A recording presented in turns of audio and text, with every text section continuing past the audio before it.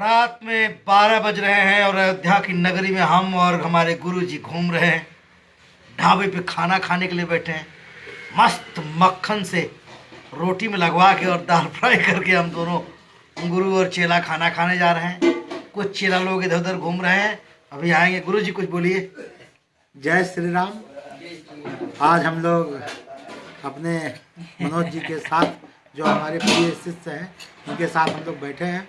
हमारे चेले गुप्ते जी का ये ढाबा है और आज हम लोगों ने सोचा क्यों ना गुप्ते जी के ढाबा पे भोजन हो, क्योंकि ये बार बार कहते रहते हैं। तो आज हम और हमारे मनोज जी और हम लोग के शिष्य यहाँ पे उपस्थित है और ढाबे पे गरम गरम रोटियाँ घी में लगी हुई सब्जियों के साथ हम लोग पाने जा रहे हैं।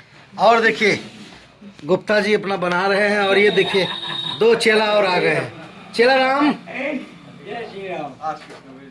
हम लोगों ने कहा ढाबा पे रात के 12 बजे हम लोग घूम रहे हैं, कुछ अपना ढाबा गुप्ता का ढाबा और अपने बड़े भैया के साथ है, पूज्य गुरुदेव जी के साथ है। ये आनंदमयी क्षण जो है ना, ऐसा याद रहने वाला है।